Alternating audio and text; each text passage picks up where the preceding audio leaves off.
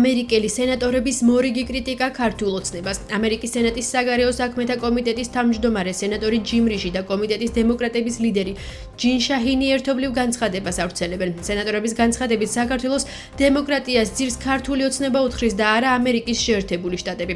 განცხადებაში ხაზგასმულია, რომ საქართველოში პოლიტიკური ვითარების გაუარესებით და ინქმედებებით, რომლებიც საქართველოს ხელისუფლებამ ბოლო ადგილობრივი არჩევნების შემდეგ განახორციელა, სენატორები შეშფოთებულები არიან.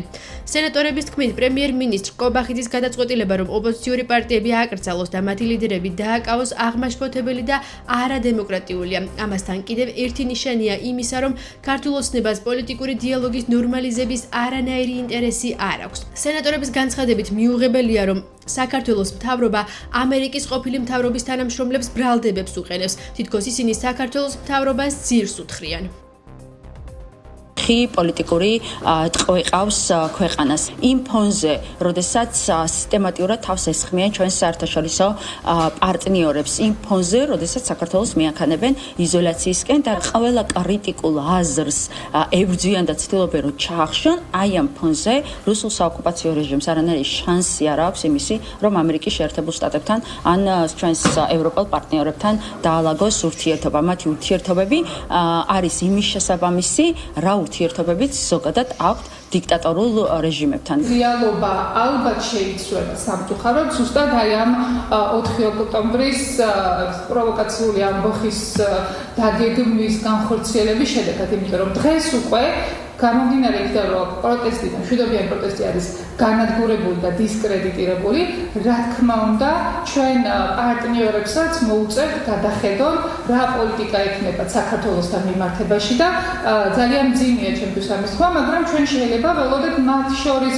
ქართულ ოცნებასთან ურთიერთობების აღდგენის სურვილსაც. ჯინ და შაჰინი განსაკუთრებული ზიზღით გამოირჩევიან საქართველოს მიმართ, განსაკუთრებულად ეზიზღებათ ქართველი ხალხი და ისინი ერთი ჩვეულებრივი deep state-ის წარმომადგენლები არიან, როგორც ამერიკის შეერთებულ შტატებში, ასევე ცდილობენ, რომ ეს deep state-ის გავლენები როგორმე გაზარდონ სხვა ქვეყნებში. განსაკუთრებული აგრესია აქვს ჩვენი ქვეყნის მიმართულებით შესაბამისად, მათ მიერ ნათქვამ არც ერთ სიტყვას არ აქვს არანაირი ფასი. მათი განცხადებები მიზანმიმართული არის ისევ და ისევ ჩვენი ქვეყნის ინტერესების დასაზიანებლად. ეს არის ზუსტად deep state-ის სურვილი, რომ როგორმე ჩვენს ქვეყანაში მოვიდეს აგენტურა ხელისუფლებაში, რომელიც ყურმოჭრილი მონასავით შეასრულებს ყველა დავალებას, რასაც გასცემს deep state-ი. წარმოუდგენელია, რომ ჯინს და შაჰინს რაიმე გავლენა ჰქონდეს პრეზიდენტ ტრამპზე მის ადმინისტრაციაზე. საქართველოს პროკურატურამ სტრატეგიული და განსაკუთრებული მნიშვნელობის მქონე ობიექტის ჯგუფურად ხელში ჩაგდების მცდელობის, ჯგუფური ძალადობის ორგანიზებისა და მასში მონაწილეობის ფაქტზე კიდევ 13 პირს ბრალდება წარუდგინა. გამოძიების ფარგლებში დადგინდა, რომ ბრალდებულებმა ჯგუფური ძალადობის უკვე დაკავებული ორგანიზატორების მოწოდების შესაბამისად სტრატეგიული ობიექტის ხელში ჩაგდების მიზნით იერიში მიიტანეს და ფიზიკური ზემოქმედებით დააზიანეს საქართველოს პრეზიდენტის ადმინისტრაციული შენობის დამცავი, ღობე და შეიჭრნენ ეზოში.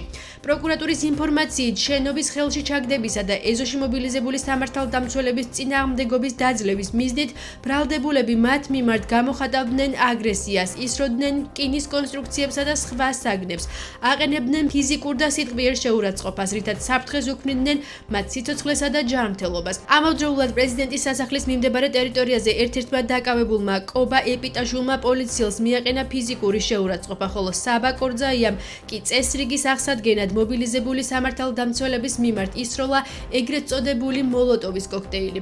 უწყების ცნობით ჩატარებული გამოძიებით ასევე იდენტიფიცირებულია ზემოაღწერილი დანაშაულებრივი ქმედებების ჯგუფური ძალადობის კიდევ ერთი ორგანიზატორი ნანა სანდერი.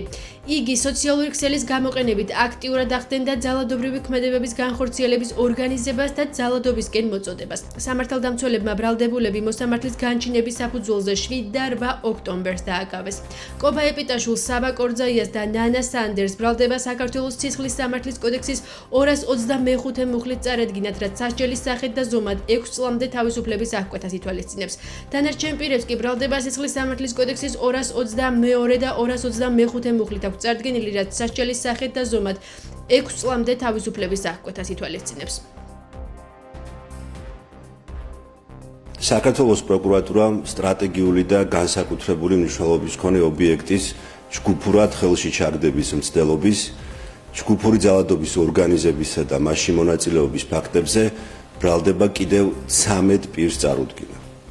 საქართველოს შინაგან საქმეთა სამინისტროში 2025 წლის 4 ოქტომბრის მოვლენებთან დაკავშირებით მიმდინარე გამოძიების ფარგლებში დადგინდა, რომ ვლადიმერ გველესიანმა, ნიკა გვენცაძემ, მამუკა ლაბუჩიძემ, გოჩა ყატაშვილმა, გურიელ ქარდავამ, ზურაბ ჭავჭანიძემ, კონსტანტინე კოკაიამ, სულხან აბრალავამ, ბექა ქელეხსაშვილმა და გიორგი კირვალიძემ სხვა პირებთან ერთად ჯგუფური ძალადობის უკვე დაკავებული ორგანიზატორების მოწოდების შესაბამისად სტრატეგიული ობიექტის ხელში ჩაგდების მიზნით იერიში მიიტანეს და ფიზიკური ზემოქმედებით დააზიანეს საქართველოს პრეზიდენტის ადმინისტრაციის შენობის დამცავი ღობე და ეზოში შეიჭრნენ.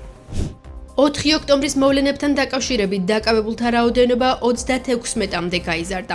გასულ დღეს შინაგან საქმეთა სამინისტრომ 4 ოქტომბერს განმთავრებულ მოვლენებზე კიდევ 12 ადამიანი დააკავა. მიმდინარე დღეს კი ოფიციალური ინფორმაციით სამართალდამცველებმა კიდევ 1 პირი დააკავეს.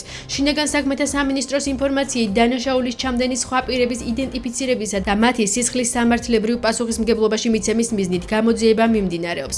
მანამდე მოძრაობა რუსთაველის გამზირის ლიდერებს პაატა ბურჭულაძეს, ყოფილ მთავარ პროკურორს მურთაზ ზოდელავას, ასევე ნაციონალური მოძრაობის წევრს ირაკლი ნადირაძეს, სტრატეგია აღმაშენებლის ერთ-ერთ ლიდერს პაატა მანჯგალაძესა და პოლკოვნიკ ლაშა ბერიძეს, რომლებიც 4 ოქტომბრის აქციის საორგანიზაციო კომიტეტის წევრები იყვნენ, აღკვეთის ღონისძიების სახით პატიმრობა შეეფარდათ.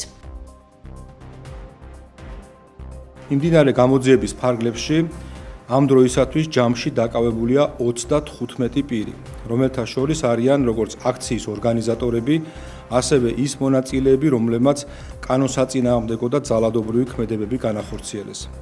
შინაგან საქმეთა სამინისტროს თანამშრომლები აგრძელებენ შესაბამის საგამოძიებო მოქმედებებს დანაშაულის ჩამდენის სხვა პირების იდენტიფიცირებისა და მათი სისხლის სამართლებრივ პასუხისმგებლობაში მიცემის მიზნით. თბილისის საქალაქო სასამართლოში 4 ოქტომბრის აქციაზე დაკავებულ პირებს ბრალს აცნობენ. დაკავებული ზურაბ ჭავჭანიძის ადვოკატის ნინო ლომინაძის განცხადებით, მისი დაცვის ქვეშ მყოფს ძალადობაში მონაწილეობასა და სტრატეგიული ობიექტების ხელში ჯგუფურად ჩაგდების მცდელობას ედავებიან. ადვოკატის თქმით, ჭავჭანიძის მხრიდან არანაირ ძალადობას ადგილი არ ქონია და არანაირი განზრახვა არ ქონია, რომ რომელიმე სტრატეგიული ობიექტი ხელში ჩაეგდო. ასევე დაკავებული მამუკა ლაგუჩიძის ადვოკატმა აიჰან ჰასანლიმ განაცხადა, რომ სასამართლო პროცესზე, სადაც ბრალდებულის მიმართ აღკვეთის ღონისძიების შეფარდების თაობაზე იმსჯელებენ, იგი აღკვეთის ღონისძიების არ გამოყენების შუამდგომლობას დააყენებს. 4 ოქტომბერს თბილისში განვითარებულ მოვლენებთან დაკავშირებით მიმდინარე გამოძიების ფარგლებში ამ დროისთვის შინაგან საქმეთა სამინისტრომ ჯამში 36 პირი დააკავა, რომელთა შორის უწყების ინფორმაციით არიან როგორც ორგანიზატორები, ასევე აქციის მონაწილეები, რომელთაც კანონსაწინააღმდეგო და ძალადობრივი ქმედებები განახორციელეს. იგი იყენებს თუმილის უფლებას, მას ბრალს დააყენა საქართველოს სამართლის კოდექსის 225-222 მუხლების 19-222 მუხლებით, კერძოდ ჯგუფური ძალადობაში მონაწილეობა და სტრატეგიული მნიშვნელობის ობიექტის ხელში ჩაგდების მცდელობა ორივე ჯგუფურად. დღეს გადმოგვცემენ საქმის მასალებს, მე რეგვეცედინება რაზდებს საქმის მასალაში. ძარდგენილ ბრალდებას არ აღიარებს და შესაბამისად რას ბრალდებას უკავშირდება, არც ერთ ქმედებას არ აღიარებს. ზურაბ ჭავჭანიძე არ დაეთანხმა აღნიშნულ ბრალს და ამ შემთხვევაში ის იძახის, რომ არანაირ ძალადობას ადგილი არ ქონია და განზრახვაც არ ქონია, რომ ვინმეზე ეძალა და პირიქითაც მოუწოდებდა, რომ ძალადობრივი ქმედებას თუ ვინმე ახორციელებდა შეეწყვიტათ და შესაბამისად რომ ეს არ იყო ეთიკური ფორმა, თუმცა ჯერჯერობით ბრალდების მხარის მიერ გადმოცემული მტკიცებულებები არ გვაქვს. ცალკე აღებული გამოყოფილი არ არის, რაში გამოიხატა ნიკა გვენცაძის ან ნებისმიერი სხვა პირის მოქმედება, საუბარია ზოგად კონტექსტზე. პრაქტიკა ჩვენებს, რომ როგორც წესი, აი ამ ზოგად კონტექსტს მე განმარტავს ხოლმე ბრალდების მხარის მიერ წარმოდგენილი ვიდეო მასალა. წარმოდგენილი ბრალის დადგენილება არის ზოგადი ტიპის და არ საუბრობს კონკრეტულად რა მოქმედებას მიიჩნევს დანაშაულებრივად ბრალდების მხარე.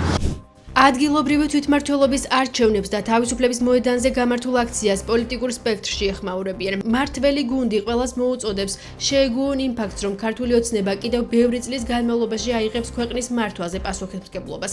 ოპოზიციის ნაწილი თვლის, რომ 4 ოქტომბრის აქციას შინაარსი მანამდეც არ გააჩნდა და მოგვიანებით განვითარებული მოვლენები შესაძლოა ხელისუფლებასთან ერთად წინასწარ ყოფილიყო დაგეგმილი. ის პოლიტიკოსები კი, რომლებიც მშვიდობიანი დამხობის მომხრეები იყვნენ, თვლიან, რომ პროტესტის ალღა უნდა გაგრძელდეს. ოქტომბერს საქართველოს მოქალაქეებს ჰქონდათ ცდილობა საკუთარი ქვეყნის დაბრუნების და მე დარწმუნებული ვარ, რომ ეს თავისუფლებისთვის ბრძოლა 4 ოქტომბრის აუცილებლად გამოიღებს შედეგს. პრეზიდენტის სასახლეს არის ქართველი ხალხის. ნებისმიერი სახელმწიფო შენობა არის ქართველი ხალხის. ეს ერთი. ეხლა რაც შეეხება დამხობას, საქართველოს მოქალაქეები რუსული საოკუპაციო რეჟიმის წინააღმდეგ, რომ საქართველოს მოქალაქეება იბრძოლონ, ეს არის საქართველოს თითოეული მოქალაქის ვალდებულება.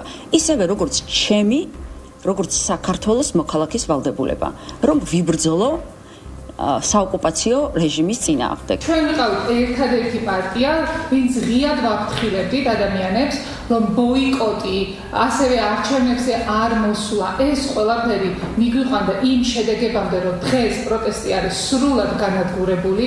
ამიტომ უნდა რა თქმა უნდა დადგეს ყველა იმ პოლიტიკოსის პასუხისმგებლობა და კიდევ ერთხელ ვიმეორებ, მათ შორის სალომე ზურაბიშვილიც, რომელიც არ აფრთხილებდა საქართველოს მოქალაქეებს, რომელიც საკუთარ თავს უწოდებს ლეგიტიმურ პრეზიდენტს, რომელმაც შეცდომაში შეიყვანა ადამიანები და გაუჩინა განცდა მათ შორის ამ აქციაზე ყოფნით, რომ ეს იქნებოდა მშვიდობიანი აქცია და შექმნა მოლოდინები, რომ არჩევნებზე არ უნდა წასულიყვნენ ადამიანები, რა თქმა უნდა ყველა ამ ადამიანის პასუხისმგებლობა უნდა დადგეს. ეს რაღაც სპექტაკლი იყო, ერთ-ერთი ნეგატიური მხარე ამ სპექტაკლის არის ის, რომ შეიძლება შემთხვევით ადამიანები როდის ემოციურად აყვნენ ამ პროვოკაციას თუ დამხობას თუ რაც არ უნდა იყოს აღმოჩნდებიან ციხეში. პასუხისმგებლობა სპექტაკლზე მათ ორგანიზატორებზე ცხადია და იმედია ყველა ის პოლიტიკოსი მინიმუმ პოლიტიკურ პასუხისმგებლობას აგებს, ვინც ამ ყველაფერს იწონებდა ან მოუწოდებდა. საბოლოო ჯამში ეს სპექტაკლი მათ შორის იმიტომ დაიდგა, რომ ქართულოს ნებამ შვიდად მოეგო არჩევნები და ოპოზიციური ელექტროტი ის კიდევ უფრო ელექტრატში გაეღვევებინა ნიჰილიზმი. არავით არის მშვიდობიანი, არ არსებობს არც დამხობა, არც ჯიჰადი და არც ძალადობა, ზუსტად ამ მოვლენებში მონაწილეობის მიღება ჰქონდათ განზრახული ადამიანებს, მივიდნენ ზუსტად დაესწნენ და მიიღეს მონაწილეობაც კი. ეხლა ყველანაირად ცდილობენ, რომ დანაშაულის შედეგად მოსალოდნელ პასუხისმგებლობას გაექცნენ, თითქოს საუბრობენ, რომ არც არაფერი არ იცოდნენ და ყველას რეალობა ეს არის, რომ ყველაფერი ძალიან კარგად იცოდა, რომ მიდიოდნენ და როცა ხედავდნენ, რომ თავდასხმა ხდებოდა სტრატეგიულ ობიექტზე პრეზიდენტის სასახლეზე და როდესაც ჩავარდა ისევ და ისევ სამართალდამცავი ორგანოების პრევენციული ღონისძიებებიდან და შესაბამისი რეაგირებიდან გამომდინარე, შემდეგ დაიწყეს უკვე ჩავარდნილ დამხობის მცდელობაზე გამიჯნა, რაც რა თქმა უნდა მათ პასუხისმგებლობისგან არ და ვერ გაათავისუფლებს ვერასდროს. ამერიკის პრეზიდენტის დონალდ ტრამპის განცხადებით ისრაელსა და ჰამას შორის სამშვიდობო გეგმების პირველი ფაზა ხელმოწერილია. მისივე თქმით, გეგმა ყველა მძევლის სწრაფ გათავისუფლებას და ისრაელის ჯარების გაყვანას მოიცავს. ტრამპმა კატარელ, ეგვიპტელ და თურქ შუამავლებს შეთანხმების მიღწევაში შეტანილი წვლილისთვის მადლობა გადაუხადა. ისრაელის პრემიერ-მინისტრის ბენიამინ ნეთანიაჰუს განცხადებით, ისრაელისთვის დიდებული დღეა და შეთანხმების დასამტკიცებლად დღეს ისრაელის მთავრობასა და უსაფრთხოების კაბინეტს მიიწვევს. პრემიერ-მინისტრის ოფისის ცნობით, ნეთანიაჰუმ შეთანხმების გამოცხადების შემდეგ ტრამპთან სატელეფონო საუბარი გამართა და ამერიკის პრეზიდენტი ისრაელშიც მიიწვია, რათა ქნესეთში სიტყვით გამოვიდეს. ამერიკის პრეზიდენტმა დონალდ ტრამპმა ისრაელსა და ჰამას შორის ღაზას სამშვიდობო გეგმის პირველი ფაზის შესახებ შეთანხმების მიღწევის შემდეგ ჟურნალისტებს განუცხადა, რომ მალე რუსეთ-უკრაინის ომის დასრულებასაც ელის. ტრამპის განცხადებით 7 ომი დაასრულა და მერვეს დასრულებასთანაც ახლოს არის. ამერიკის პრეზიდენტის თქმით, გასულ კვირას რუსეთისა და უკრაინის ომში 7000 ადამიანი დაიღუპა. ტრამპის თქმით, ისტორიაში ამდენი კონფლიქტი არავის დაუსრულებია.